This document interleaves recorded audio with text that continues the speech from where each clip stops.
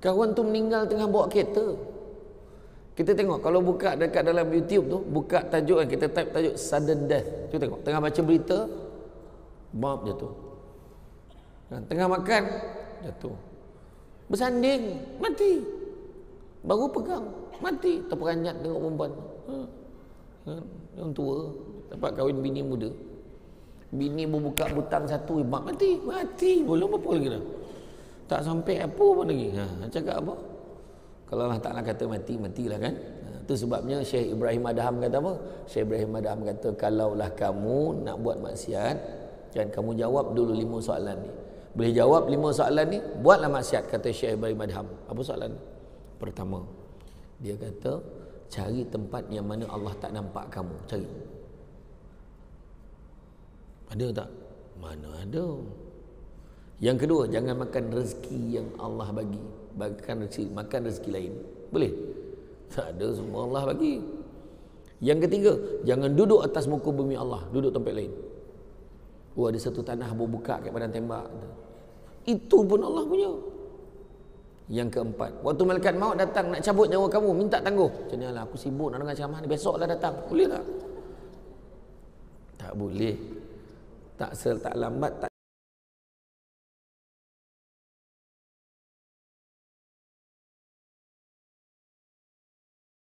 Bismillahirrahmanirrahim.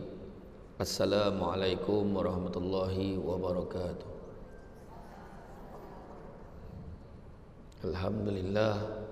Alhamdulillahi rabbil alamin, wassalatu wassalamu ala asyrafil anbiya'i wal mursalin wa ala alihi wa sahbihi ajma'in. Subhanaka la ilma lana illa ma 'allamtana innaka antal alimul hakim. Rabbi syrah li sadri wa yassir li amri wa hlul 'uqdatam min lisani yafqahu qawli.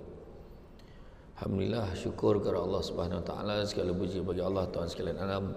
Salam dan salam ke atas junjungan besar Nabi Muhammad sallallahu alaihi wasallam. Terima kasih banyak diucapkan kepada puan pengerusi acara, barisan diberi kehormat, datin-datin, puan-puan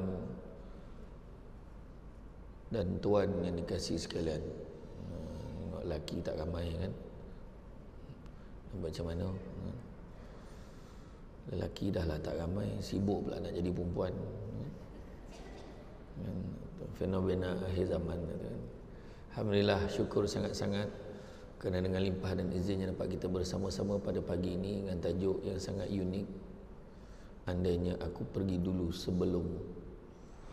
Ini adalah merupakan tajuk yang dipetik daripada kitab Eliket. Kitab Eliket, andainya aku pergi sebelum. Kalau kita meneliti pada bait-bait lagu tu, andainya aku pergi dulu sebelum, janganlah kau bersedih hati. Andainya aku tiada lagi di sisimu, janganlah kau memencil diri. Bayangkanlah masa-masa bahagia, semasa engkau dan aku bermesra di langit biru, di waktu kasih berpadu. Andainya engkau pergi dulu sebelumku, mestikah aku hidup melara? Andainya engkau tiada lagi di sisiku, mestikah aku kecewa? Ku percaya kau selalu di sisiku, walaupun jasadmu tiada. Macam ku percaya kau selalu di sisiku, walaupun jasadmu tiada. Walau di mana kau berada, kasihku takkan berubah. Pohon cemara kukirkan kata cinta, bulan tersenyum dan bersinar, berguguran daun jatuh lembut ke rambut, merasakan suasana indah. Di sini ku berjanji di saksi rembulan, andainya ku pergi dulu, jikalau ku pergi dulu, ku nantimu di pintu syurga. Wah, itulah kan. Pertama, kalau pergi dulu jangan sedih, dia cakap kan. Jangan sedih. Macam mana tak sedih? Dia mati macam tu je. Apa pun tak selesai, hutang tinggal kat kita. Macam mana tak sedih? Andainya aku tiada lagi, jangan memencil diri. Memang kena pencil diri kan. Kalau meninggal, nak pula orang lelaki mati dulu, orang perempuan dia kena duduk rumah. Kalau boleh dia tak bercampur dengan orang sampai bulan 10 hari. Kan makeup pun tak boleh. Kalau betul lah dia bekerja, dibenarkan kerja boleh. Itu pun light aja makeup. Janganlah muka teruk mana. Kan ini baru seminggu menyalur lipstick kan. Macam itulah. Nak memencil diri. Bayangkanlah masa-masa bahagia. Tak dapat tu. Sedih. Ingat masa bahagia lagi sedih. Semasa engkau dan aku bermesra di langit biru. Kan bohong tu. Bermesra ke langit biru kan. Dua waktu kasih berpadu. Andai kau pergi dulu sebelumku, mestikah aku hidup melara? Mestikah aku kecewa? Kan? Ku percaya kau selalu di sisiku walau jasadmu tiada. Percaya? Percaya. Boleh percaya? Jadi ini adalah syair-syair nak bagi tahu tentang apa ni? Tentang apa ni? Pergi dulu sebelummu ni tentang apa? Mati payah mana fikir-fikir lama-lama. Payah mana kan? Tentang kematian kan? Pergi dulu sebelummu. Kita tak tahu siapa mati dulu. Kita nampak orang tu semput kan? Kat hospital. Kita lalu, aku rasa tak besok lusa tu. Kita cakap kan? Sekali kita mati dulu, dia baca Yasin untuk kita. Cakap apa? Kan? Jadi kalau kita tengok, mati itu pasti, tapi bila kan? Jangan terpedaya dengan muda, sebab mati tak syarat tua. Jangan terpedaya dengan sehat, sebab mati tak syarat sakit. Ada satu ceramah di Wangsa Maju, saya pergi, sepasang suami isteri datang. Dia datang lewat, dia datang lepas isyak. Sebab dia ingat ceramah lepas isyak. Saya ceramah lepas maghrib, dia datang. Ya Allah Ustaz, lama betul nak jumpa Ustaz. Saya terlewat lah Ustaz, saya ingat ceramah lepas isyak, rupanya lepas maghrib. Mam lepas maghrib pun. Itulah tak apalah dapat jumpa Ustaz ni, itulah dapatlah saya laksanakan hajat anak saya nak jumpa Ustaz. Mana anaknya? Anak saya dah meninggal Ustaz. Anak dia minat sangat dengan Samsul Debat, tapi tak sempat tunggu ceramah tu, anak dia dah meninggal. Anaknya umur berapa tahun? 11 tahun. Meninggal macam mana? Dalam tidur. 11 tahun meninggal dalam tidur. Dia tiap-tiap malam tengok video Ustaz. Tapi bukan itu sebab dia mati. Jangan kau sebab-sebab nak kau nak mati, kau tengoklah video dia hari-hari. Bukan macam tu. Maksudnya kebetulan dia memang tengok video majlis ilmu. Mungkin ustaz lain pun dia tengok lah kan. Selamat datang. Jadi mana kata siapa-siapa pun boleh mati kan. Jangan terpedaya dengan muda, sebab mati tak syarat tua. Jangan terpedaya dengan sihat, sebab mati tak syarat sakit. Daripada Abu Ya'la Shaddad bin Aus radhiyallahu anhu dari Nabi SAW, baginda bersabda, orang yang cerdik, yang berakal adalah orang yang mempersiapkan dirinya dan beramal untuk hari setelah kematian. Sedangkan orang yang lemah imannya adalah orang yang jiwanya mengikuti hawa nafsunya dan berangan-angan kepada Allah bahawa Allah akan mengampuni dosanya.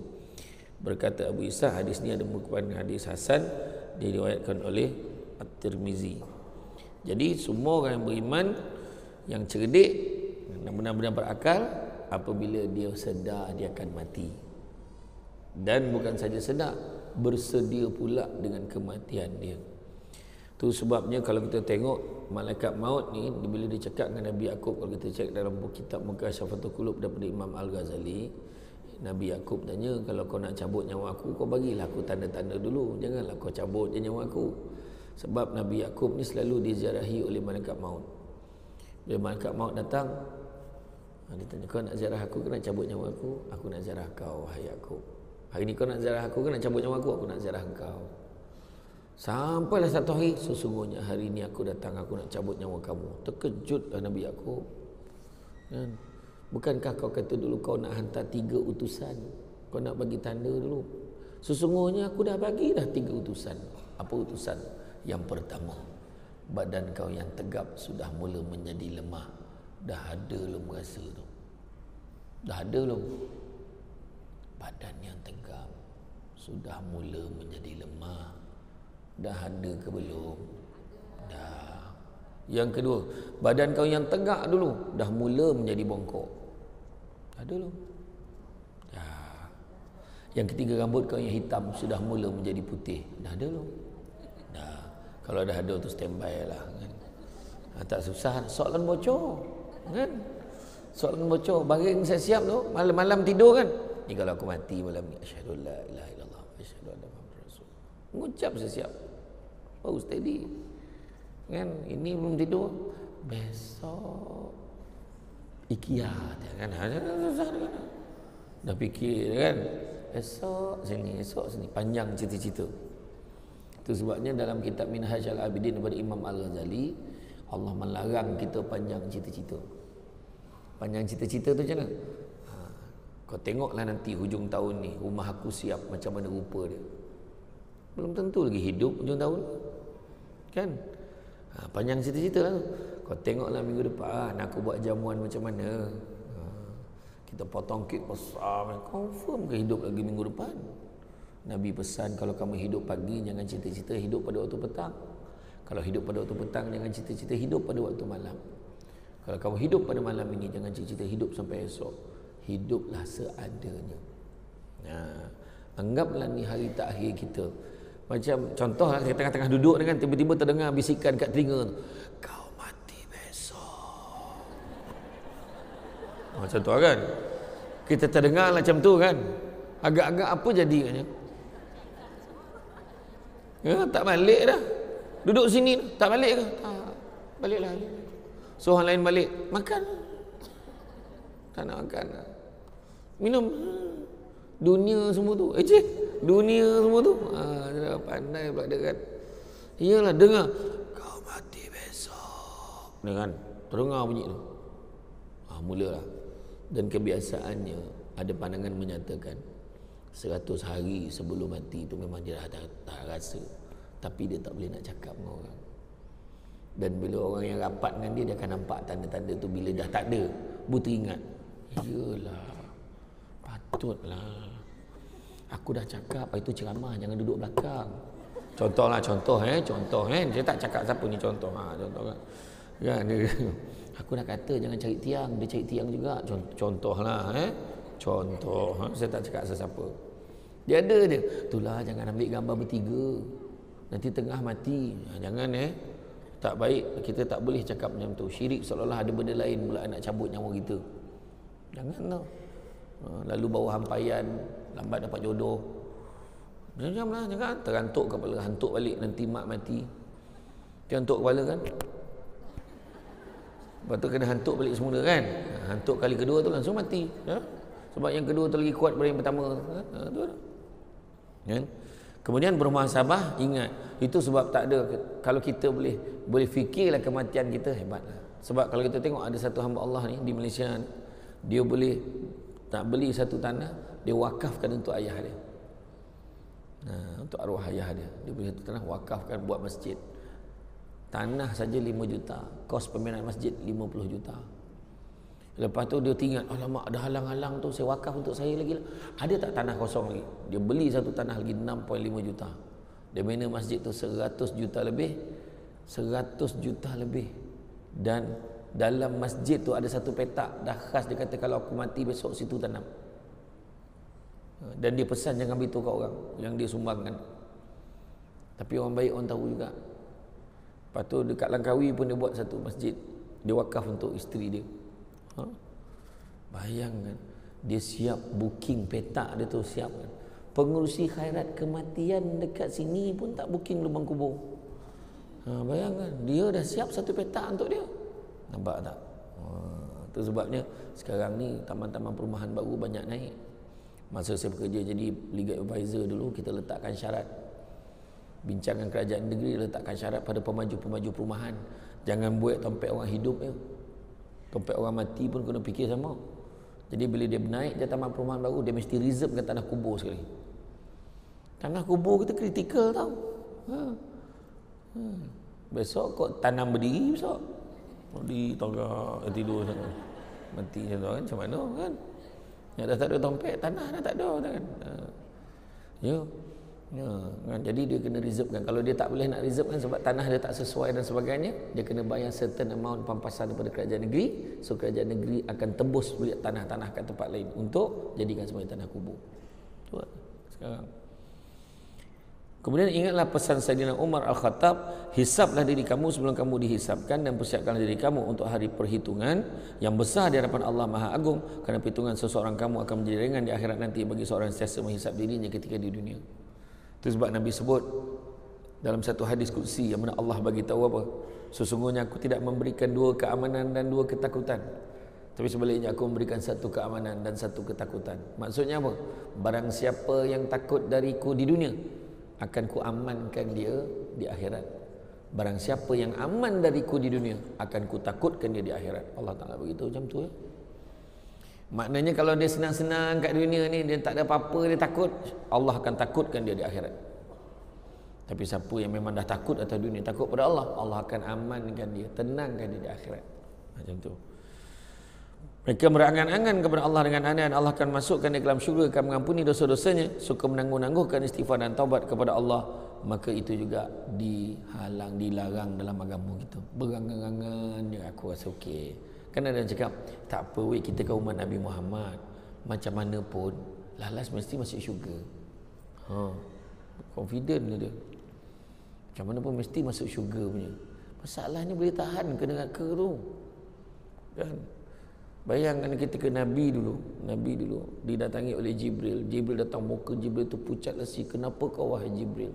Wahai Muhammad, tadi sebelum aku turun aku nampak bagaimana Allah memerintahkan malaikat yang menjaga neraka supaya menyalakan nyalaan api neraka selama 1000 tahun.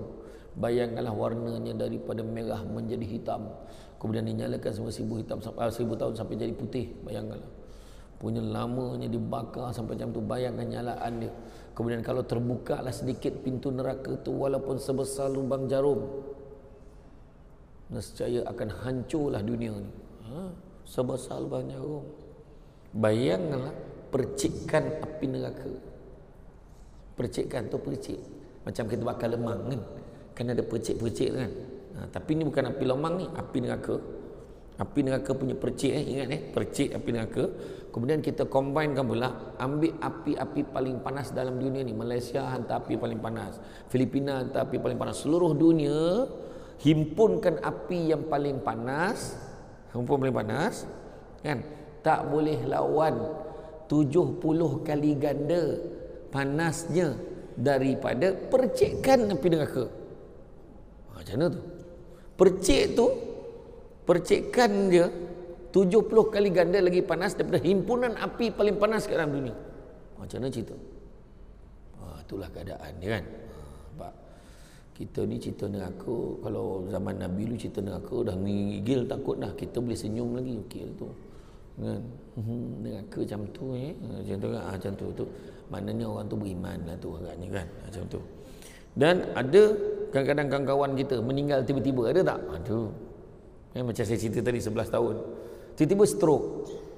Dan kalau fikir-fikir balik, tidak ada sebab untuk menyatakan apa yang berlaku pada kawan-kawan kita yang mati sebab sakit, mati tiba-tiba tu takkan berlaku kat kita. Kan? Ada tak sebab macam aku takkan jadi macam tu je. Berani cakap. Kawan tu meninggal tengah bawa kereta. Kita tengok kalau buka dekat dalam YouTube tu, buka tajuk kan, kita type tajuk sudden death. Cuba tengok, tengah baca berita, bom jatuh. Kan? Tengah makan, jatuh. Bersanding, mati. Baru pegang, mati. Terperanjat tengok perempuan. Yang tua, dapat kahwin bini muda. Bini berbuka butang satu, mati. Belum apa lagi dah. Tak sampai apa pun lagi. Cakap apa? Kalau Allah Ta'ala kata mati, matilah kan. Itu sebabnya Syekh Ibrahim Adham kata apa? Syekh Ibrahim Adham kata, kalaulah kamu nak buat maksiat, jangan kamu jawab dulu 5 soalan ni. Boleh jawab 5 soalan ni, buatlah maksiat, kata Syekh Ibrahim Adham. Apa soalan? Pertama, dia kata, cari tempat yang mana Allah tak nampak kamu. Cari. Ada tak? Mana ada. Yang kedua, jangan makan rezeki yang Allah bagi. Makan rezeki lain. Boleh? Tak ada, semua Allah bagi. Yang ketiga, jangan duduk atas muka bumi Allah, duduk tempat lain. Ada satu tanah berbuka kat padang tembak. Itu pun Allah punya. Yang keempat, waktu malaikat maut datang nak cabut nyawa kamu, minta tangguh. Macam ni lah, aku sibuk nak dengar ceramah ni, besoklah datang. Boleh tak? Tak boleh. tak lambat, tak cepat sesaat, on time dia akan datang. Dan yang kelimanya, bila kamu nak dimasukkan ke dalam neraka, kamu minta tangguh dulu, bagi aku ibadah dulu, nanti kau tentukan aku masuk syurga ke masuk neraka. Boleh tak? Tak boleh. Jadi jangankan 5, tak ada satu pun boleh jawab sebenarnya.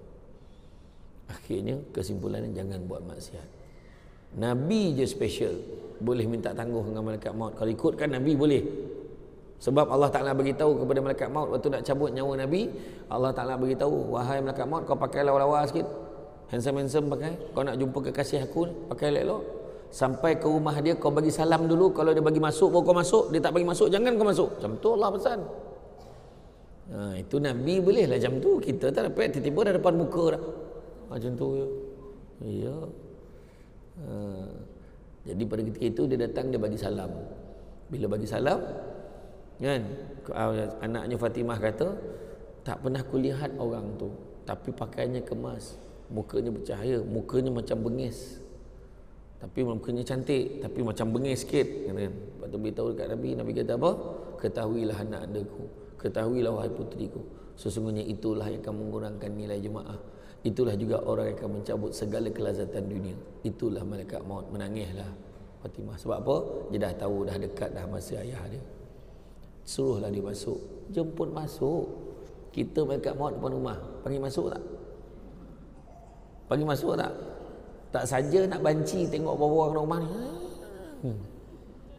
Tak berani, tuan-tuan, kan? Tak berani. Jadi sejujurnya kita tak boleh jumpa. Apa sebabnya kalau kita ni tak boleh dicabut nyawa macam orang lain? Kita akan dicabut nyawa juga. Kita akan mati juga. Kadang yang tak sangka-sangka pun mati. Kan? Kita nak mati pun mati, kita tak nak mati pun tetap mati. Kan? Kita berani mati. Tak berani pun mati juga. Nampak macam mana? Sakit mati, tak sakit pun mati. Kan? Ada orang tu elok, ada jalan sehat, buk jatuh dalam lubang. Dalam gila pun tak dalam macam tu. Oh, ingat mati dah ni, lubang ni dalam betul, ingat mati dah ni. Bomba dah penyelamat, tarik pakai tali. Tarik, tengok si nadi ada lagi, hidup dah lagi. Ingat kan mati, hidup lagi. Tapi dia tak sedar. Bila dia sedar, steady bang. Kenapa? Dia nak kalang kabut. Kenapa? Abang jatuh dalam lubang tadi dalam bang. Tapi abang tak mati, hebat bang. Ya ke? Mana lubang tu? Dia tinjau lubang tu, langsung mati. Terperanjat tengok lubang tu. Tadi jatuh tak mati. Nampak tak? Jadi mati bukan sebab yang kita fikir. Nabi waktu dengan malaikat maut nak cabut nyawa tu, Nabi tanya, mana Jibril? Jibril tak datang ke? Nabi tanya. Yang tanya Jibril mana? Sebab apa? Jibril tahu dah malaikat maut nak cabut nyawa dia, tapi Jibril dah menyuruh siap-siap sebab tak sanggup nak tengok Nabi nak kena cabut nyawa. Tapi sebabkan dah tanya tu, Jibril mana? Muncul Jibril, aku di sini wahai Muhammad. Dia kata, tak ada kau berita gembira untuk aku, kau hiburkanlah hati aku ni. Nabi tanya, wahai Muhammad, jangan kau risau. Bidadari dan malaikat semua sedang menghias syurga nak sambut kau dah ni. Maha suci Allah. Tapi kau tahu kan, bukan itu yang aku nak dengar. Ada tak berita lain yang boleh sejukkan, boleh hiburkan hati aku ni? Kau hiburkanlah hati aku. Kau jangan risau. Malaikat dengan bidadari semua berbaris beratur semua nak menyambut ketibaan kau di syurga. Syukur Maha suci Allah. Tapi kau tahu kan, bukan itu yang aku nak dengar. Nabi nak dengar pasal apa? Nabi nak dengar pasal umat dia. Akhirnya bolah Jibril cakap, wahai Muhammad, diharamkan syurga itu untuk orang lain melainkan setelah umatmu masuk ke dalamnya, barulah umat lain masuk ke dalamnya. Barulah Nabi tersenyum. Alhamdulillah. Kemudian Nabi panggil malaikat maut, hampirlah kepada aku, kau cabutlah nyawa aku. Macam waktu Nabi dicabut nyawa, bayangkan Nabi kekasih Allah, Nabi pun sakit. Ya Allah, sakitnya ya Allah. Nabi kata, ni Nabi ke kasih Allah ni sakit? Kita yang tak berapa ni macam mana? Kan? Masa tu apa yang Nabi sebut? Ya Allah, sakit ni ya Allah. Macam manalah umat aku nak tanggung sakit macam ni ya Allah. Fikir umat lagi. Ya Allah, Nabi doa, ya Allah, kau berikanlah semua kesakitan umat aku tu kepada aku, biar aku tanggung ya Allah, supaya jangan umat aku sakit macam aku. Nabi minta. Itu sebabnya doa Nabi ni, kan? Doa Nabi ni Allah dengar. Itu yang dikatakan bila kita mati besok akan dicabut nyawa, sakit tetap sakit. Tapi 2/3 tu Nabi dah ambil. Dikatakan 2/3. Sakit tu tinggal 1/3. Tetap sakit. Tapi Nabi dah ambil dah 2/3 doa Nabi tu. Nabi nak tanggung untuk umat dia. Macam itulah sayang Nabi kat kita. Jadi tak patutlah kita tak sayang kat Nabi. Jadi apa persediaan kita nak buat, nak cakap pada diri kita ni sebelum mati ni, sebelum orang yang kita nak tinggalkan ni. Sebab Jibril pernah beritahu pada Muhammad, dia beritahu pada Nabi kita, hiduplah sesuka hati kamu kerana sampai masanya kamu akan mati. Confirm. Kedua, sayangilah, cintailah sesiapa sahaja sesuka hati kamu kerana sampai masanya kamu akan berpisah dengannya. Sayang macam mana pun kamu akan berpisah. Berpisah atas dunia satu hal, tapi kalau tak berpisah pun sampai masa kematian akan memisahkan kita. Kita lihat saja apa yang terjadi pada Emir dan juga Khalish. Tak sempat mati dah terpisah. Kan? Saya tak tengok orang share dan TikTok. Kan macam itulah kan. Berpisah atas dunia. Kan? Tapi mati pun berpisah juga sebenarnya. Sayang, aku sayang dia macam mana? Pisah juga. Sayang mak kita pergi dulu. Kadang-kadang anak pergi dulu pada mak, ada juga. Aku ingat dia mandikan jenazah aku pula mandi jenazah anak aku. Ada. Kan? Baru-baru ni raya, lagilah terasa. Siapa yang dah tak ada mak, tak ada ayah memang terasa betul bila raya. Cakaplah macam mana pun. Walaupun dia dah 50 tahun tak ada mak, terasa tak ada mak. Maknya meninggal sejak kecil lagi, terasa setiap kali raya. Betul tak? Macam mana? Itulah hidup. Maka apa ayat pertama nak kita cakap? Aku bukan milikmu. Andainya aku pergi dulu sebelummu. Jawab, apa dah? Pergilah kau. Sebab apa? Sebab aku bukan milikmu. Contoh kan, yang selalu kita tanya kan? Kita tanya. Tanya, puan, jam tu jam siapa? Apa jawapan kita katnya? Kita tanya, jam tu jam siapa? Apa jawapan kita? Kat tangan kita tu kan? Kita jawab jam siapa? Jam saya. Sampai soalan kedua, tangan tu siapa punya?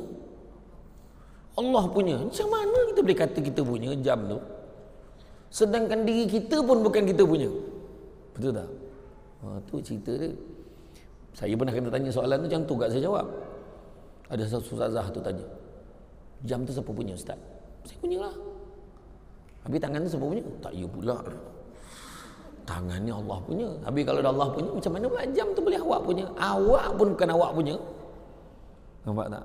Nak bagi kita berfikir, apa yang kita beli, apa yang kita pakai, apa yang ni. Tengok Iskandar Zulkarnain, dalam sejarah Islam dia adalah antara raja yang paling soleh dan beriman pada Allah. Dia kata, kalau aku mati nanti, pastikan yang usung jenazah aku tu tabib-tabib yang hebat-hebat. Itu pertama. Kedua, waktu kau usung jenazah aku ke tanah perkuburan, kau taburkan segala harta kekayaan aku, kau taburkan sepanjang perjalanan. Dan yang ketiga, waktu usung jenazah aku, pastikan tangan aku tu terkulai biar semua orang nampak. Ditanya, kenapa nak buat macam tu? Pertama, nak bagi tahu kat semua, hebat mana pun tabib yang usung jenazah aku tu, hebat mana pun dia takkan dapat menghalang kematian daripada berlaku.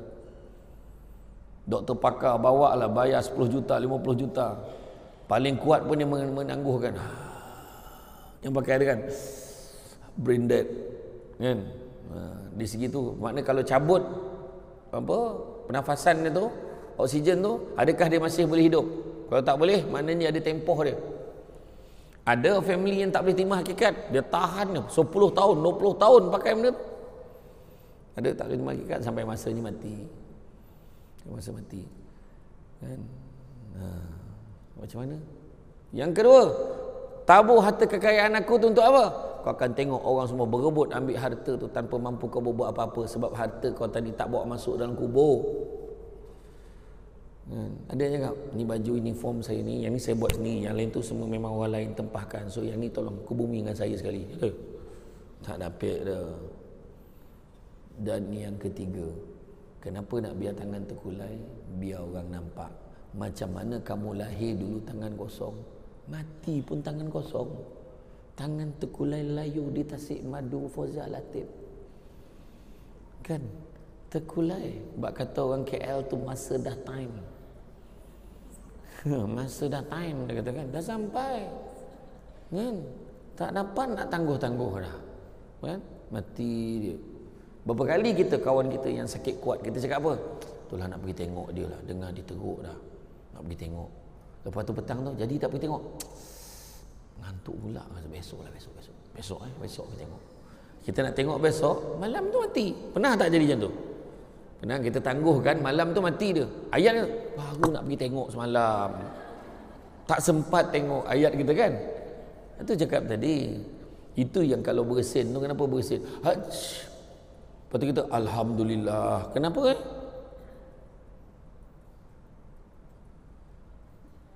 Tanya koma. Darah tak jalan, oksigen tu sampai ke otak dah tu kan. Dikatakan dekat Arash tu daun, ada daun-daun pokok tu daun nyawa. Kan bila meninggal dia daun tu pun gugur. Gugur. Dan waktu gugur tu terkena kat daun nyawa kita. Tu yang bersin tu.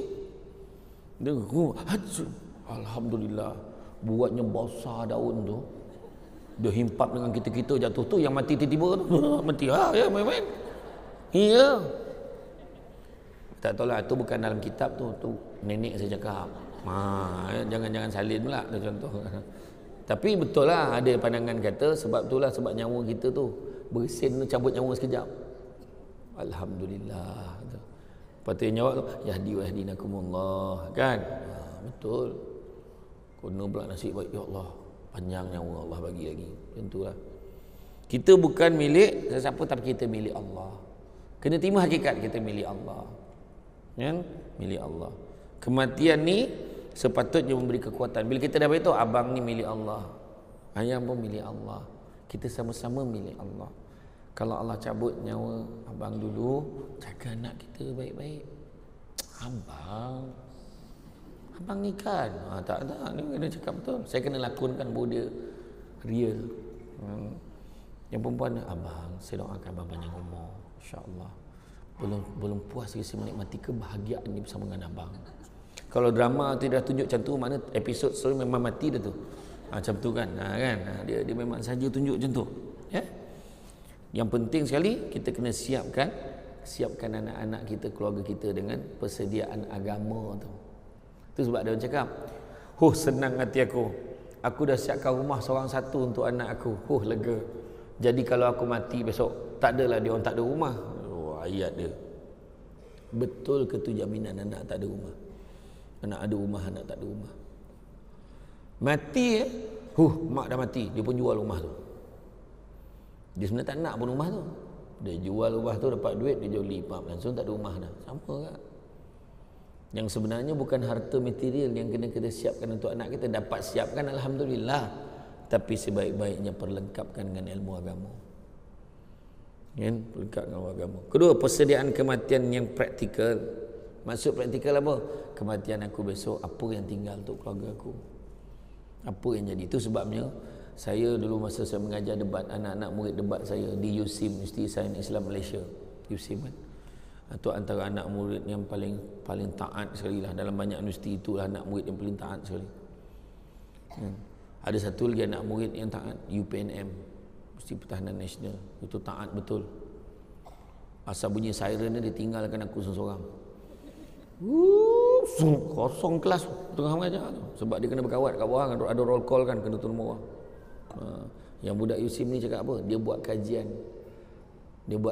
tentang pesakit-pesakit kanser. Siapa yang ada saudara-saudara waris, kenalan, saudara-mara, suami, isteri yang pernah meninggal sebab sakit kanser, pelajar USIM dah buat kajian. Lebih 90% pesakit kanser yang meninggal dunia, dia akan meninggal dunia pada hari dan bulan yang baik. Cuba tengok betul ke tak? Rajab, Syaban, Ramadan, Isnin, Khamis, Jumaat. Betul ke tak? Antara tu lah. Rupanya betul. Macam mana orang pesakit kanser ni dia meninggal hari dan bulan yang baik? Sebab dia orang ni diberikan keistimewaan oleh Allah Ta'ala. Sebab apa? Sebab dia orang dah tahu lebih kurang dia nak pergi bila. Kadang-kadang doktor saya cakap kalau ikutkan saya tengok ni mungkin dalam 2 bulan lagi lah. Kalau dia boleh bertahan pun 2 bulan. Yang ni sebulan je lagi. So, soalan bocor. Kita ni perasan dia kan lambat lagi. Lambat lagi ni. Macam tu kan. Dia dah tahu tu. Bila dah tahu, kalau kita lah dah tahu kita tinggal sebulan, apa kita buat? Kita bertaubat. Lepas tu apa kita buat dengan duit kita? Mak, ni 10,000 ni, 10,000, 20,000 mak dengan ayah pergi umrah nanti. Ni 20,000. 10,000 bagi Kak Along. Along itu kata nak pinjam, nak berniaga. Lepas tu yang lagi 20,000 ni mak pecah-pecahkan 1,000 mak bagi dekat masjid-masjid tu untuk wakaf. Ni mak bagi. Lepas tu yang balance lagi 500 mak tolong top upkan handphone. Tolong top upkan handphone. Kenapa pula? Dia nak telefon seorang-seorang nak minta maaf yang dia nak pergi. Bukankah itu kematian yang dicemburui? Orang yang marah dengan kita pun kalau dia telefon, aku mungkin insya-Allah tak lama lagi aku akan dijemput oleh Allah Taala. Aku akan mati insya-Allah. Kau maafkan aku ya segala kesalahan. Kita marah ni tadi ni. Dengar dia dah nak mati. Aku dah lama dah maafkan kau. Wah, sebenarnya malam tadi berdarah gitu tapi betul tak? Bila telefon tu semua orang maafkan dia clear. Bila kita minta maaf dengan orang, itu sebabnya minta maaf dan memaafkan ni mustahab. Minta maaf dan memaafkan adalah satu perbuatan yang sangat mulia di sisi Allah tapi susah nak buat. Ada orang tu dia tak nak minta maaf sebab apa? Aku pangkat lagi tinggi daripada dia. Hal pula aku minta maaf dengan dia. Contohlah kan. Satu. Kenapa aku minta maaf dengan dia? Aku ni pak saudara dia. Aku ni mak saudara dia. Kenapa aku kena minta maaf dengan dia? Yang paling popular sekali. Kenapa aku minta maaf dengan dia? Bukan salah aku pun. Itu paling popular. Tapi tak usah kira siapa pangkat lagi tinggi. Tak usah kira siapa lagi senior. Siapa bapa saudara, mak saudara, anak saudara. Tak usah kira siapa salah. Tapi kena kira siapa mati dulu. Itu sebab minta maaf. Contohlah, bergaduh kan kita salam dengan kawan kita. Kita dua-dua tangan salam ni.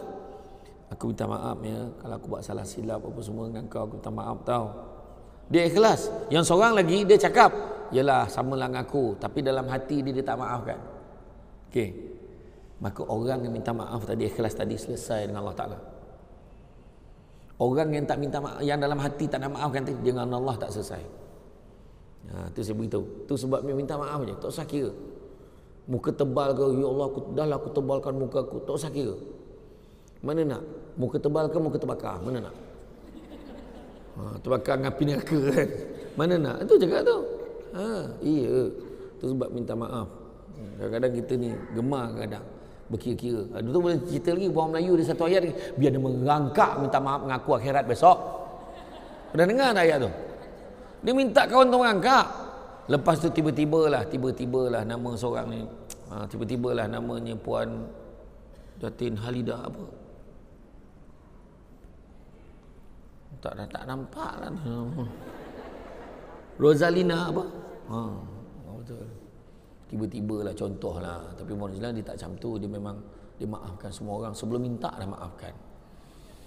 Dia kata biar dia mengangkat minta maaf mengaku besok. Puan contohnya Rosalina lain lah ni. Mengangkat minta maaf aku. Tiba-tiba dia dekat akhirat besok lah. Ni contoh ni. Ilustrasi. Malaikat membaca Rosalina binti apa? Omar. Rosalina binti Omar dah boleh masuk syurga, silakan. Baru nak masuk. Nanti dulu malaikat satu cakap. Kenapa pula? Rosalina tanya, kenapa? Dulu masa kat dunia awak pernah cakap biar dia merangkak minta maaf dengan kau kan? Kau tunggu dulu sampai dia datang merangkak minta maaf dengan kau. Betul. Kita pun duduklah tunggu. Kita pun tanya, berapa lama ni kawan tu kena seksa 1000 tahun pula.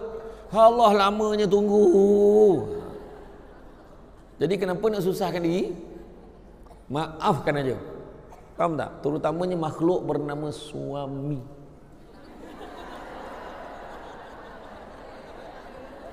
Kau siap joli lidah, apa hal? Betul, orang perempuan senang masuk syurga. Tak ada roblok. Orang lelaki banyak roblok dia nak masuk syurga. Samsul Amri Ismail Kena tanya. Jadi penceramah lu macam ni semua kena tanya tanggungjawab dia. Kau sebagai anak macam mana dengan mak kau? Ni tak banyak soalan tanya. Ni anak perempuan kau ni tanggungjawab kau dulu. Kenapa kau tak buat ni? Contoh kena tanya. Ni anak-anak kau ni tak settle. Ni isteri kau ni nafkah dia tak settle. Lepas tu dah habis nak kena lanyak dah ni, kena lanyak habis ni. Rupa-rupanya ada pula mak saudara seorang yang belum kahwin, tak ada waris lain. Saya satu-satu warisnya pun kena jawab juga. Orang perempuan jaga suami je. I redha dengan you, settle.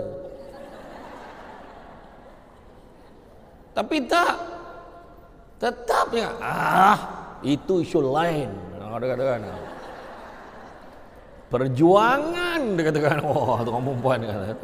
Itu sebab bila Nabi tinjau waktu peristiwa Isra dan Mi'raj, Nabi tengok dalam syurga, Nabi tengok dalam neraka. Nabi tengok dalam neraka ramai orang tahu lah. Ingat tak tahu, baru nak share dah tahu punya. La ilaha illallah. Tapi macam tu kat perangai kan? Tu salah tu. Menyawab tetap menyawab. Ada je menyawab ni kan. Lambat balik.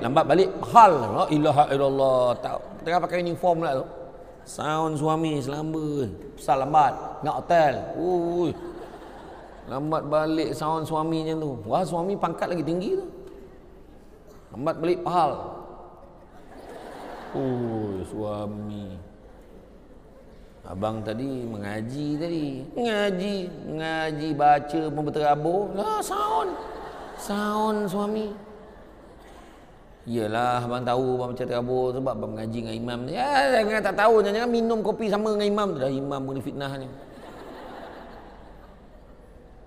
Malam tu suami tu pergi masjid, imam tanya, "Malam ni nak ngaji lagi tak?" "Tak sampai dah, bang." Dah kena sound malam tadi. Lunyai. Tunggulah sebulan lebih lagi, dah lupa-lupa sok baru ngaji balik ya. Malam tu lepas maghrib, lepas bagi salam tu balik. Assalamualaikum warahmatullahi wabarakatuh. Assalamualaikum warahmatullahi wabarakatuh. Balik. Sampai rumah awal balik ni tak semayang ke? La ilaha illallah, tak semayang pula. Cakap tu orang perempuan tu betul. Orang perempuan ni dia punya mulut tu bisa kadang-kadang. Abang. Kadang lembut tapi bisa. Abang pergi mana tadi? Abang pergi KL sekejap. Oh ya ke? Abang bawa kereta mana? Abang bawa kereta tu lah. Abang jangan lupa tau kereta tu nama siapa? La ilaha illallah. Rasa kena tarah-tarah ni. Tahulah kereta tu nama dia. Dah loan lelaki tu tak lepas. Kan? Sound juga. Kan?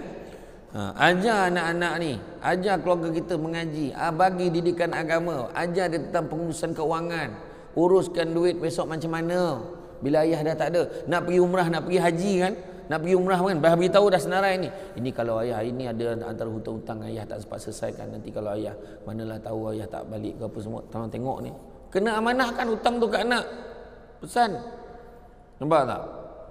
Yang ketiga, renungi kenapa kita kena jaga kesihatan. Kontrol makan. Saya tadi, ya Allah Akbar, tengok makanan yang ada tadi, nasi lemak tu, menggoda betul. Tapi saya tahankan. Saya nampak air tu, ya Allah, Ustaz rasalah air kat sini, minta maaf, tak apa, saya minum air kosong je. Tahan. Sebab kita dah makin berusia ni, metabolisme badan kita pun dah kurang. Kena kontrol.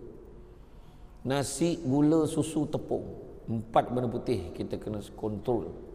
Kalau boleh stop dulu. Makan benda-benda lain yang berkhasiat. Nasi, gula, susu, tepung. Yang paling susah nasi. Paling lama pun 2 minggu lah. Kalau kita tak tahan pun 2 minggu, lepas 2 minggu kita akan rasa okey. Dah biasa dah takkan nasi, kan sayur je kan. Contohlah kan. Sekali boleh lah makan. 2 minggu lepas, tapi kalau lepas 2 minggu kalau kita makan nasi balik, badan kita akan cepat naik daripada biasa. Saya last makan nasi malam tadi kat Melaka. Maknanya baru start hari ni. Aduh, cerita macam dah lama ayat ni kan. Dulu masa saya dengan masa ada TV Hijrah, dia taja saya pergi untuk kuruskan badan saya, kurangkan berat badan, sebab blazer TV Hijrah tu dah tak muat. Wahal tempah pakai tailor istana tu kan. Jadi dia pun bagilah bayar 12 sesi pergi dekat gymnasium tu kan, pergi gym kan. Pergilah tu ni pagi makan apa tau, bangun pagi makan, kalau siapa nak amal boleh amal, salad dengan apple hijau tu kita gaulkan, potong-potong apple hijau kan, dia masam-masam kan, dengan salad gaulkan, makan packing, pack kan masuk dalam fridge. So pagi makan 1 pack, minum air kosong. Nak minum air manis boleh, pagi sekali je. Itu pun jangan manis sangat, biasa je, sekadar untuk tenaga. Tapi saya pagi pun minum air kosong dengan tu. Kemudian pukul 10 makan pisang 2 biji. Nak bagi tenaga, 2 biji tau, bukan 2 tandan. 2 tandan tu dah kanan borok dah tahu. Dia 2 biji je. Lepas tu pukul 12 masuk gym. Oh tu dia lanyak tu betul. Siapa yang menipu instruktor tu, dia kata saya tak makan apa-apa, tapi dia dah makan nasi lemak, percaya keluar balik masa tu. Memang muntah keluar balik apa kita makan pagi tadi. Tu saya memang jaga betul. Lepas tu pukul 2 sampai pukul 5 makan ikan dengan ayam yang dibakar sahaja. Ayam dengan ikan yang dibakar tu, bakar dengan olive oil, minyak zaitun. Kalau boleh mahal. Kalau nak makan ikan, ikan salmon paling baik sekali, bakar. Lepas pukul 5 kalau lapar juga, pukul 6 tu lapar malam, makan buah yang dapat lepas ceramah.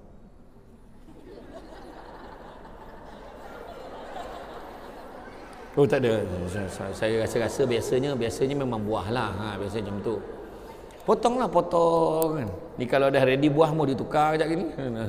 Tapi memang buah lepas tu. Saya cakap dengan mak saya, mak kena macam ni. Tahu mak saya cakap apa? Kau berhenti lah jadi orang. Payah bona hidup kau. Bila mak saya cakap macam tu, langsung saya makan nasi balik. Itulah kan. Saya dengar cakap mak saya. Itulah kan. Kemudian kan, kesihatan jaga kesihatan kan, macam yang dalam bidang yang uniform ni tak risau kan, askar ni dia bawa jalan pokok daripada tadi saya dengar daripada penginapan memang jalan kaki datang sini kan. Saya nampak kan, tapi kena jaga, memang kena exercise.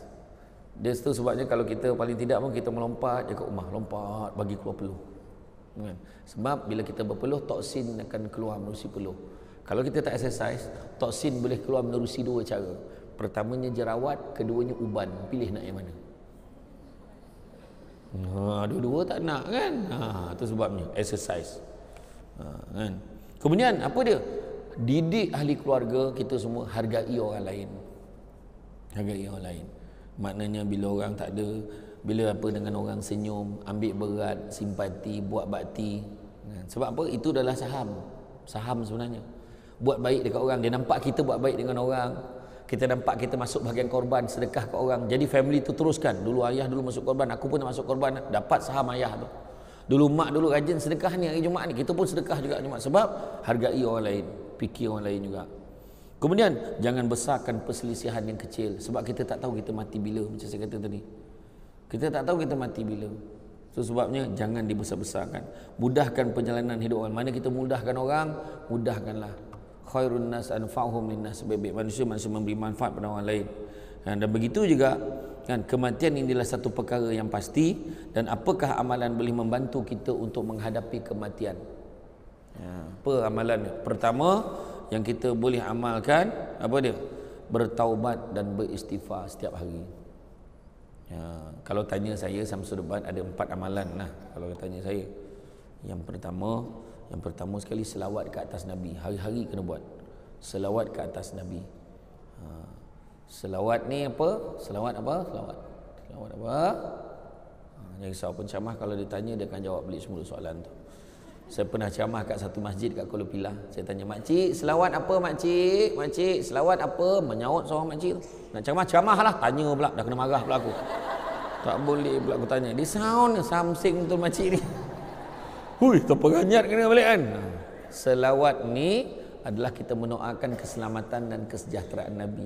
Sekali kita selawat pada Nabi, 10 kali Allah dan malaikat berselawat kepada kita, makna mendoakan keselamatan dan kesejahteraan kita. Tahu tak kelebihan selawat yang besar betul? Tahu tak? Digambarkan dalam kitab Mekah Syafatul Qulub daripada Imam Al-Ghazali.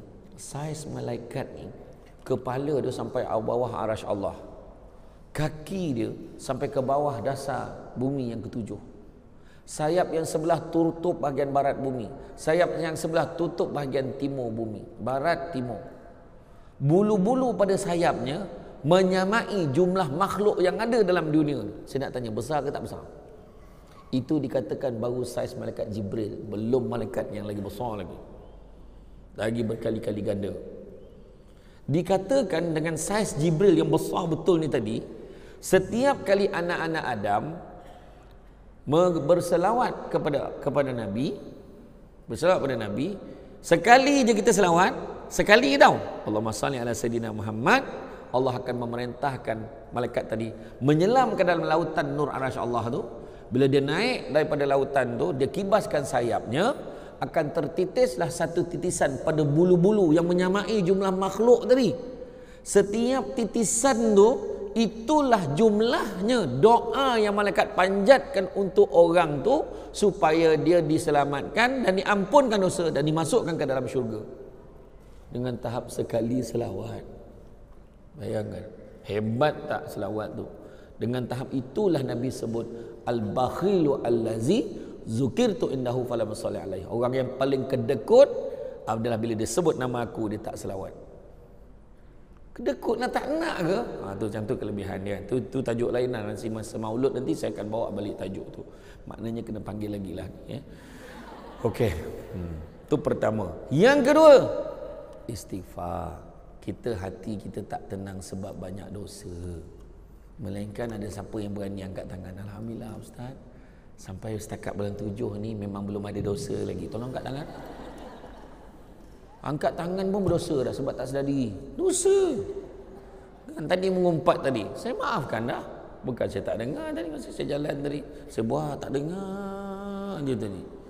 Tinggi kan? Saya dengar tadi tu. Saya dengar. Saya maafkan dah. Bila duduk tadi, macam ni. Dalam TV nampak tua kan? Oh hajar. Betul-betul satu pun saya maafkan juga. Saya maafkan juga. Tak ada masalah. Tu dah biasa. Kan? Jadi, kita semua ada dosa. So, cara dia, istighfar. Manusia yang paling sombong habis bagi salam lepas selawat terus bangun. Dia tak istighfar langsung. Istighfar. Sahabat tanya, kaifa nastaghfir ya Rasulullah? Macam mana cara nak istighfar? Nabi ajak astaghfirullah. Rajin lagi. Astaghfirullahalazim. Rajin lagi. Astaghfirullahalazim allazi la ilaha illa wal hayyul qayyum wa atubu ilaih. Rajin lagi. Allahumma anta rabbi la ilaha illa anta khalaqtani wa ana abduka wa ana ala ahdika wa wa'dika mastata'tu a'udzubika min syarri ma sana'tu abu laka bi ni'matika alayya wa abu bi dzambi faghfir li fa innahu la yaghfiru dzunuba illa ant. Itu satu. Atau astaghfirullah innallaha kana tawwaba, astaghfirullah innallaha kana tawwaba. Siap minta taubat sekali. Astaga Nabi tak ajar. Astaga, tu Nabi tak ajar. Tak dapat pahala tu. Kan? Astaghfirullah. Paling so berapa kali nak buat? Berapa kali nak buat sehari? 1000 kali. Kenapa 1000 kali? Ni saya beritahu contoh contoh. Kita buat ni lepas subuh 200. Astagfirullah, astagfirullah, astagfirullah, astagfirullah, astagfirullah, astagfirullah, astagfirullah, astagfirullah,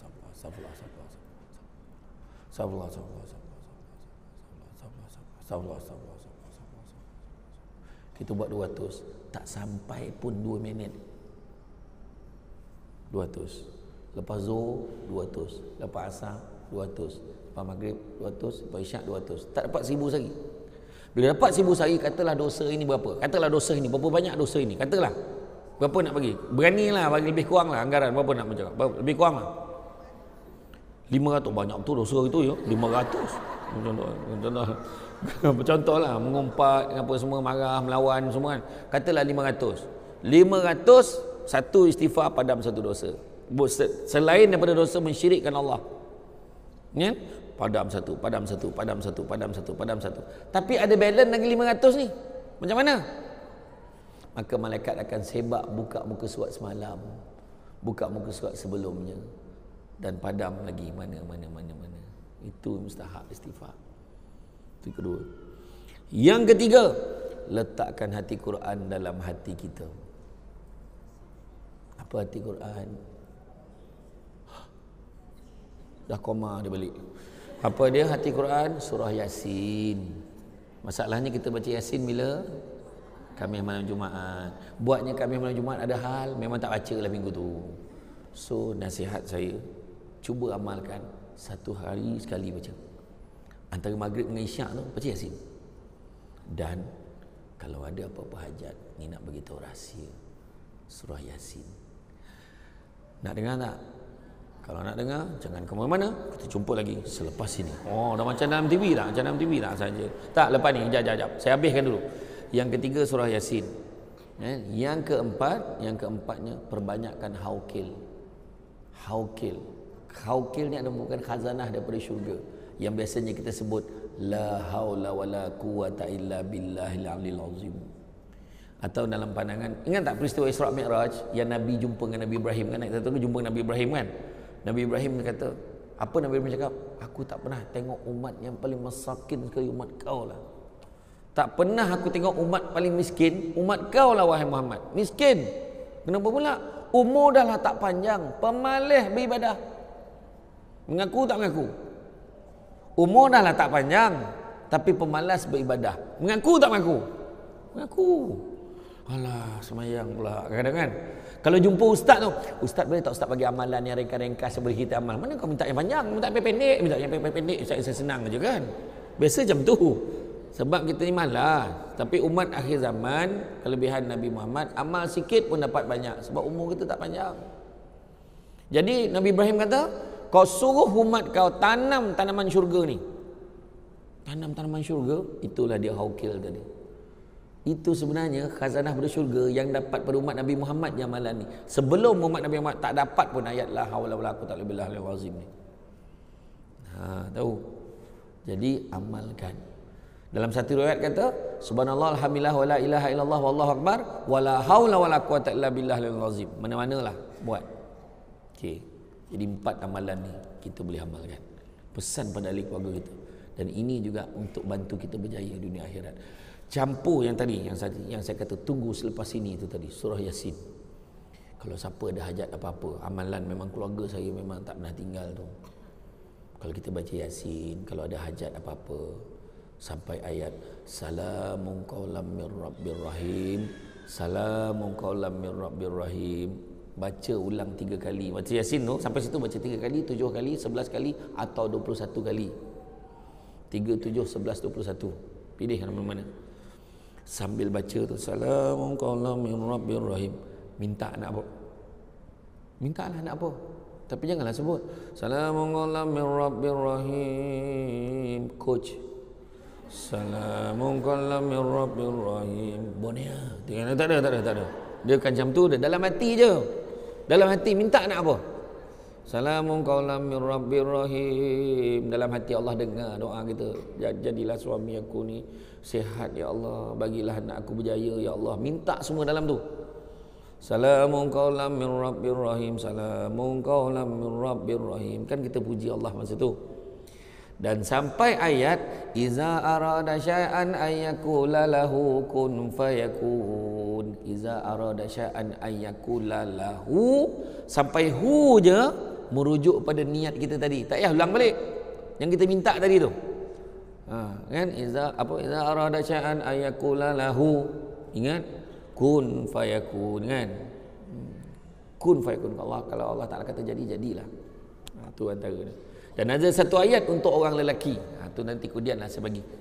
Dalam surah Yasin ada satu ayat untuk lelaki. Kalau dia baca ayat tu sambil dia tenung mata isteri dia akan dengar cakap dia. Tapi kalau isteri dia jegil balik dan hilang ayat tu, tak jadi. Dia tak jadi. Jadi orang perempuan hati-hatilah kalau suami pandang sambil kumat kamit mulut tu. Apa? Tak ada. Hilang ayat tu, tak ada. Kan macam tu kan. Macam tu lah.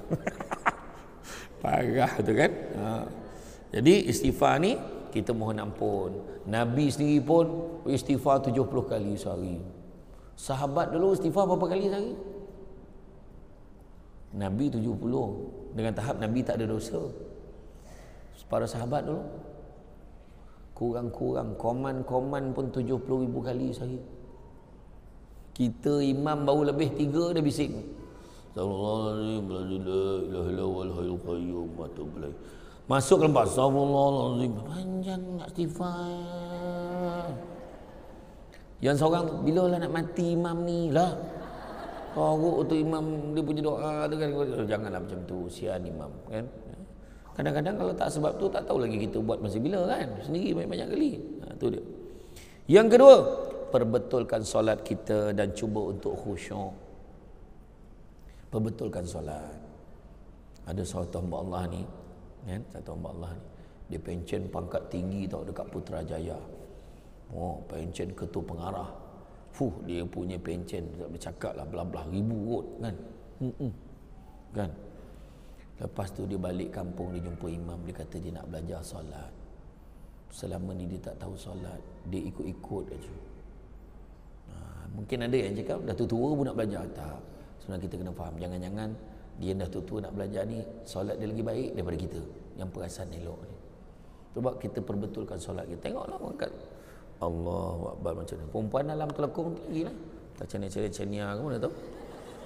Kan? Belajar. Kan? Mencapai kesempurnaan ibadah ada 4 perkara. Pertama mesti dengan ilmu. Yang kedua mesti ikhlas. Yang ketiga mesti ada perubahan pada tindak tanduk dan perangai. Dan keempat mestilah dimulakan dengan niat. Saya ulang balik. Pertama mesti dengan ilmu, bukan mengikut-ikut dia, kena belajar. Yang kedua mestilah ikhlas. Yang ketiga mesti ada perubahan. Dia patutnya lagi dia beribadah lagi baik, bukan jadi lagi teruk perangai. Macam tu juga menipu orang. Semayang, ngumpat macam tu juga lajunya. Kan? Semayang, nombor ekor jalan juga, nombor ekor main. Yang keempat tu tadi niat. Inna a'malu bin niat. Yang tu pun tak sempat nak cerita sekarang. Maknanya kena panggil. Dah 2 ceramah dah. Kena panggil lepas ni. Okey, kemudian bila tengok tadi, bila kita tengok betulkan solat kita dan cuba untuk khusyuk. Khusyuk ni apa maksudnya? Khusyuk ni bukan sampai tak sedar diri. Tak. Macam masa kita tengok drama perempuan itu tu kan. Kita tengok. Saya tak tengok, orang share dalam TikTok. Tapi kalau kita tengok TV, tengok cerita Hindustan lah. Tengok cerita yang kita suka lah kan. Kan kita tengok macam tu. Lepas tu kan anak lalu depan. Kan kita kan. Kadang-kadang kita tolak dia macam ni. Tu khusyuk lah tu. Maknanya penumpuan pada Allah Ta'ala tu lebih daripada yang lain. Dan salah satu caranya sebelum nak solat tu, kita nak solat ni, ya Allah, Kau lah yang Maha Berkuasa dalam menggunakan perasaan cinta di dalam hati manusia. Maka Kau kurniakanlah perasaan cintaku kepadamu ya Allah dan kepada Rasulmu ya Allah. Mudah-mudahan aku khusyuk dalam solat ini ya Allah. Boleh? Tapi janganlah sebut kuat-kuat. Ya Allah, Kau lah Maha Kuasa. Orang nak semayang pahal ni kan. Tak. Maksudnya dalam hati. Allah kurniakanlah perasaan. Tapi orang perempuan biasa memang saya nampak lah. Usaha orang perempuan nak khusyuk ni ya Allah. Nampak.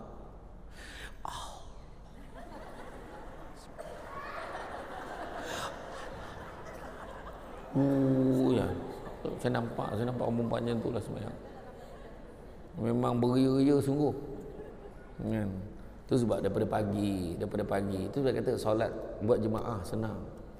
Bila pagi solat berjemaah, kan, kejut suami semayang sama-sama. Besok kita dah mati dalam kubur, kan, anak kita solat yang, esok kita solat jemaah sama nak. Tiba-tiba je. Bukan apa bantu ingat arwah ni dulu tak pernah tinggal solat subuh berjemaah. Mengalir tak pahala. Tu persediaan dia. Andainya aku mati sebelummu. Nampak tak? Ya. Ini orang perempuan gemar bangun, dia lepaskan nyawa dia. Dia semayang tengok lelaki tidur. Allah. Lepas dia bagi salam kan. Assalamualaikum. Lepas tu dia lap tu dia tengok muka suami dia dekat atas katil. Neraka lah orang tua ni, hamba sedapnya. Jangan macam tu. Kejut suami tu. Abang, bangunlah subuh. Abang, kalau macam tu lah cara kejut, sudahnya dua-dua tak subuh. Tahu? Kau mengejut ke mengajak ni? Habis payah sangat nak bangun ustaz. Kejut macam rumah terbakar. Bangun bang, api. Mana? Api neraka. Api neraka. Kau ni bagi takut ya akulah.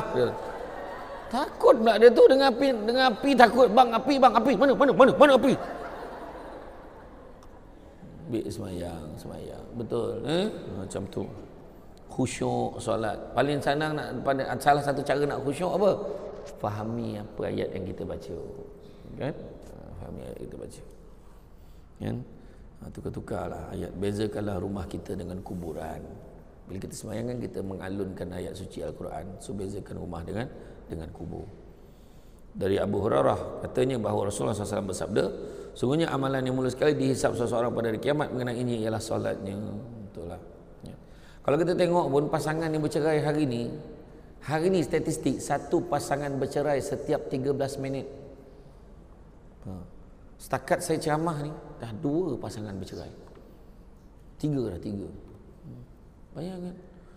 Rekod tahun lepas 24 jam di Terengganu. Bukan orang Terengganu macam tu, tapi berlaku di Terengganu. Hari ni nikah, esok cerai. Yang terbaru, viral baru ni, dalam majlis pernikahan dia cerai dengan perempuan tu. Macam mana? Hantar dia punya mas kahwin RM22,222 dan 22 sen. Lepas kat nikah apa semua ni, tiba-tiba keluarga perempuan tu ada menjerit, hantaran tak cukup RM1,000 ni, hantaran tak cukup RM1,000. Maka dia lafazkan, aku ceraikan kau dengan talak 3 dekat depan semua orang. Bayangkan, pelik betul orang sekarang. Itulah nikah ni bukan satu perkara main-main, kan? Itu sebabnya kalau khusus kahwin, kita tengok di Brunei khusus kahwin. Kita khusus kahwin berapa lama? 2 hari. Kalau khusus kahwin perdana, setengah hari. YB tu datang rasmikan, semoga berbahagia dunia akhirat. Setengah jam, apa bondo pun tak dapat belajar. Tapi di Brunei, khusus kahwin 3 minggu. Dulu sebulan, sekarang dah tinggal 3 minggu ke 2 minggu. Cuti tanpa gaji, sekali seumur hidup. Okey. Maknanya, dia pergi, dia akan ajar teknik solat. Dia akan ajar mengaji. Dia akan ajar pengurusan keuangan. Dia bagi motivasi, didik anak macam mana komunikasi rumah tangga. Baru betul. Ini kosong je. Dia janji jangan tinggalkan air.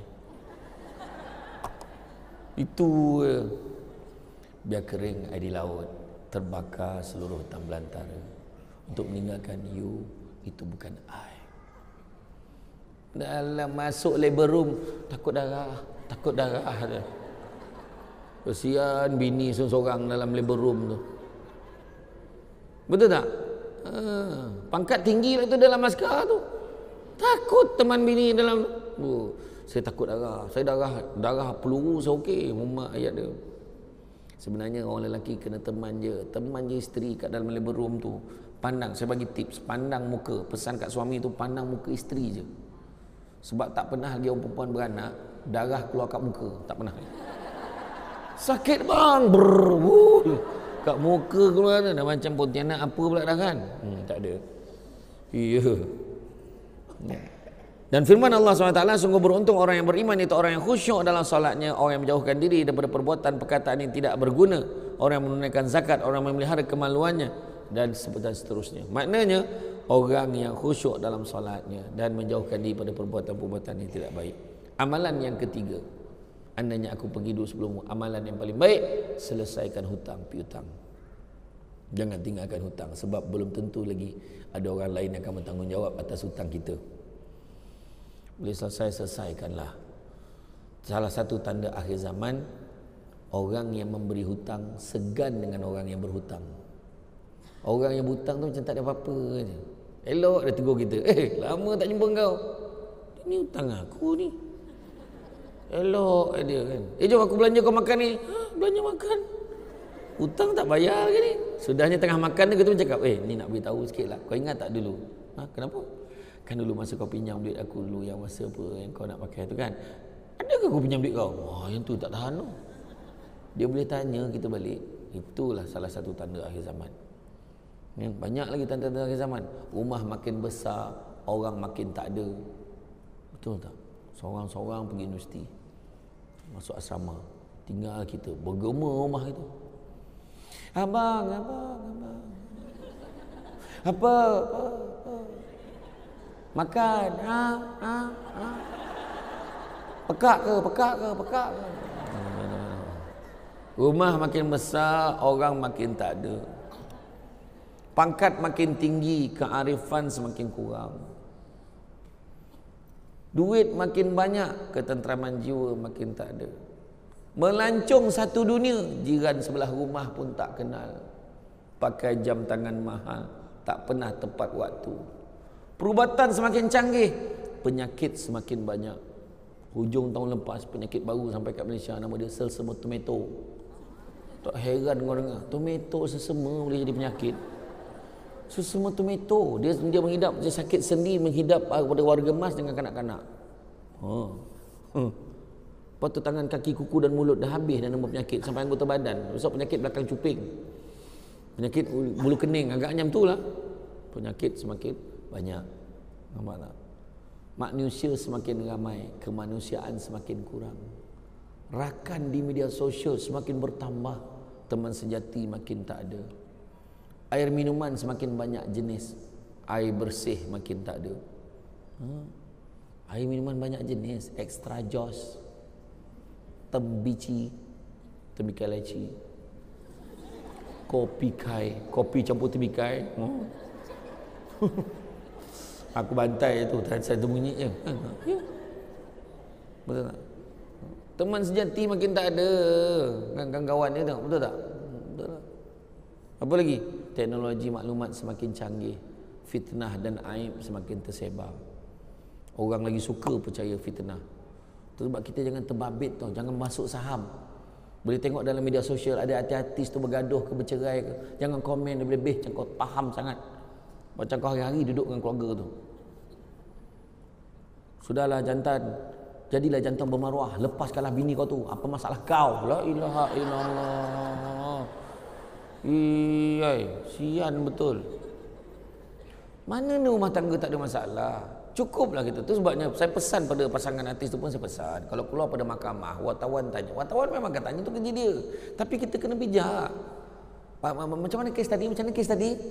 Okey. Terima kasih. Terima kasih lah semua. Sabar tunggu kat luar. Cuma saya minta semua tolong satu perkara, minta tolong doakan kebaikan untuk kami lah, doa yang terbaik. Ya. Saya tak ada nak komen apa-apa, tu jelah komen saya buat masa ni. Terima kasih banyak ya. Assalamualaikum. Itu je. Selagi mana perceraian belum dimuktamadkan, jangan kita membuka aib pasangan, sebab itu tetap kira aib dan berdosa. Macam tu ya.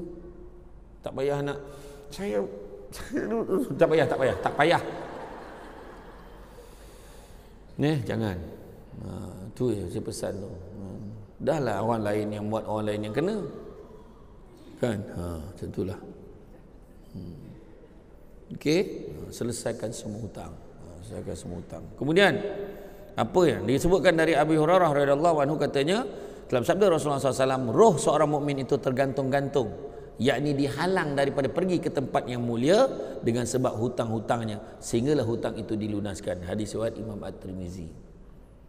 Tanya balik, siapa yang ada hutang tu beritahu. Tu yang keluarga yang bagus tu, dia cakap, Assalamualaikum semua. Jadi sebelum kita nak kebumikan jenazah ni, kita nak menuju ke tanah perkuburan, saya maklumkanlah, kalau ada sesiapa yang ada kalau anda kata Allah yarham ni ada hutang apa-apa, minta tolong datang tuntutlah daripada keluarga. Ya, bukan cari saya ya, cari keluarga dia. Mak saya cakap tu. Cari saya pun salahnya nanti kita arahlah pada keluarga dia tu. Dan kalau anda kata pihak tuan-puan boleh menghalalkan tu, saya lebih menghargainya. Terima kasih banyak. Macam itulah sebut. Jadi tulislah satu surat nak ingatkan, buat senarai hutang tu yang kita ingat. Kadang-kadang ada orang tu, contohlah kita nak cari, ada satu isu, kita nak bayar hutang Ustaz, kita tahu kita hutang dengan siapa, tapi cari orang tu tak jumpa. Macam mana buat pengumuman dalam media-media sosial, masuk dalam surat khabar, dah usaha dah, bayarlah berapa ringgit pun, kita dah usaha dah, nak bayar, tak boleh, maka kita ambil amount tu. Sebab kita dah buat usaha yang munasabah, Allah Ta'ala maha mengetahui usaha kita nak cuba bayar ni, maka kita ambil amount tu, sedekah, niatkan untuk orang tu. Contohlah, aku dah usaha, kita pun niatlah hutang dengan orang tu RM10,000 kan? Kita pun masuklah dalam perkarangan masjid, nak bagi masuk duit RM10,000 dalam akaun tabung masjid. kita pun masuklah zrap 10,000 ataupun bagi dekat imam ini sumbangan saya sebab saya nak settlekan hutang saya dengan orang tu tak jumpa.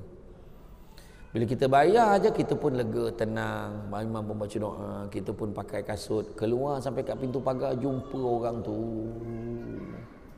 Lah kau sini rupanya. Aku daripada dulu cari kau hutang, aku baru nak bayar, aku dah bayar kat masjid. No. Aku nak duit aku. So bayarlah. Kau naklah bayar. Kalau kau tergamak kau minta lah balik ke masjid. Tapi memang kena bayar. Ya? Itu cerita dia. Okey. Sebab orang katalah kita tak dapat jumpa, katalah orang tu mati, katakan meninggal dunia, at least ada manfaat untuk orang tu akhirat besok. Amalan keempat, banyakkanlah bersedekah jariah.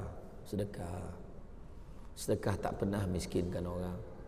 Kan, pada siapa yang sekarang ni saya tengok muka pun ada muka saya baca tu tengah kusut sangat. Siapa yang gelak dia teruk sampai menangkup memang tengah banyak masalah tu. Tu memang masalah tu. Tak adalah dia happy. Tak, cuma kalau ada masalah dalam hidup kita, cek balik bila last kita sedekah. Masuk Nabi pesan barang siapa nak dimurahkan rezekinya, termasuk selesaikan masalah. Nak dimurahkan rezeki jangan tinggalkan dua amalan ni. Pertama, solat sunat 2 rakaat sebelum subuh dan juga sedekah subuh. Solat sunat 2 rakaat bila masuk je waktu subuh tu, Allahu akbar, sebelum solat subuh solat sunat dulu 2 rakaat. Pada solat sunat baru kita solat subuh. Kemudian sedekah subuh, ambil nombor akaun mana-mana masjid. Senaraikan dalam akaun dalam phone kita tu dah ada senarai nombor akaun masjid-masjid. So kita transfer sang. Lepas tu dia punya bank Islam 05012021384212 pam. Lepas tu description, ada description, doakan saya kaya. Wah, cik. Amount RM1. Itu tak tahan tu. Tangan amount RM1 kan, macam tu lah. Tak apa, esok tu RM1 sebab Nabi sebut Allah sangat suka hambanya kalau beramal walaupun sedikit tapi berterusan. Buat hari-hari. Ya. Tu sebab jangan tidur sampai tengah hari. Masalahnya kan. Kemudian yang kelima, nanti dulu. Sebelum tu yang sedekah tu kita boleh bagi dekat mana-mana lah, bagi dekat masjid, bagi dekat pusat tahfiz, bagi dekat pusat pengajian, bagi untuk orang pembinaan surau, pembinaan masjid, kita boleh buat kan. Ikhlasnya sedekah dapat meringankan kesusahan, harta orang bersedekah tidak akan berkurangan. Malahan Nabi juga sebut bala dan musibah. Sesungguhnya bala dan musibah tidak pernah mendahului sedekah. Sebab kena rajin. Itu sebab orang tua dulu kalau dia naik kereta nak balik kampung, nak pergi mana musafir, dia akan singgah dekat masjid atau surau yang pertama dia jumpa, dia bagi duit kanan, pergi masuk duit dalam tabung masjid tu, baru dia jalan. Sebab apa? Dia yakin akan dapat melindungi perjalanan dia. Dan sedekah akan terhindar daripada bala dan umur dia berkati serta menjadi panjang. Merahsiakan sedekah akan menghilangkan kemurkaan Allah kepada kita. Amalan kelima, sebarkanlah ilmu yang bermanfaat. Hari ini dapat ilmu, share, kongsi. Ingat yang baik-baik, fikir yang baik-baik, buat yang baik-baik. Mudah-mudahan Allah balas yang baik-baik. Macam tu je. Bagi, sebarkan maklumat. Macam hari ni kan ada yang dia ada yang record sikit apa saya cakap tu kan. Dia dah record sikit tu, faham? Dia buat apa?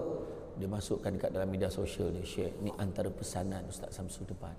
Contoh lah kan. Lepas tu ada orang pula share lagi. Orang tu share lagi. Mengalir pahala. Kan? Jangan ambil yang kakak-kakak je. Ambil yang poin-poin tu. Bagi ilmu yang bermanfaat. Rasulullah SAW telah bersabda, maksudnya barang siapa berjalan di situ yang mencari ilmu, maka Allah akan memudahkan baginya jalan ke syurga. Barang siapa yang mengikuti jalan-jalan ke majlis ilmu, maka Allah akan menyediakan perjalanan untuknya menuju ke syurga Allah. Amin. Mudah-mudahan. Okay. Kemudian yang seterusnya, apa yang kena ada? Mendidik anak-anak menjadi anak-anak yang soleh. Jangan ajar anak dengan duit saja, tapi ajar anak tentang agama. Suruh dia mengaji. Seorang ayah dikata derhaka kalau berlaku 3 perkara. Pertama, kegagalan memberikan nama yang baik-baik untuk anak. Ayah tu dianggap derhaka. Kedua, kegagalan untuk menyediakan ibu yang baik untuk anak tu. Ayah itu ayah yang derhaka. Mana cari isteri yang baik, didik isteri jadi baik. Yang ketiga, kegagalan mendidik anak dengan ilmu Al-Quran, juga dikatakan ayah yang derhaka. 3 ni, ingat. Didik anak menjadi anak yang soleh. Begitu juga seterusnya, meminta maaf kepada orang yang melakukan dosa kepada mereka. Minta maaf. Itu sebabnya, ingat tak kisah ni sikit lagi, saya faham tu, muka-muka cara tenungan tu saya faham. Kejap. Bila Nabi duduk di Masjid Nabawi, tiba-tiba masuk seorang lelaki. Nabi cakap kepada para sahabat, tu lelaki tu ahli syurga. Hari lain terserempak dekat pasar, lelaki tu ahli syurga. Hari lain tersempat kat tempat lain, kau nampak tak orang tu? Kenapa? Lelaki tu ahli syurga. Nabi beritahu kat para sahabat. Para sahabat dah tak tahan, dia pergi kat rumah orang tu. Dia pergi dekat rumah orang tu. Dia kata, boleh tak kami nak menumpang tidur kat rumah kamu? Kami tak ada tempat tinggal. Boleh tidurlah, tapi rumah tak ada apa-apa pun, tak ada masalah. Dia pun tumpang. Masa tumpang tu tak kerja, mengintai. Dia tinjau tengok dia buat apa. Yang dikatakan ahli syurga tu. Tengok semayang macam biasa, makan macam biasa, tidur macam biasa. Apa lebih dia? Kemudian selesai 3-4 hari tinjau tak dapat apa, akhirnya dia mengaku, minta maaf, kami sebenarnya nak mengintai kamu, kami nak tengok apa amalan kamu. Kenapa pula? Sebab Nabi sebut kamu ni adalah ahli syurga, boleh tak kongsi dengan kami apa amalan kamu? Rupa-rupanya dia kata apa?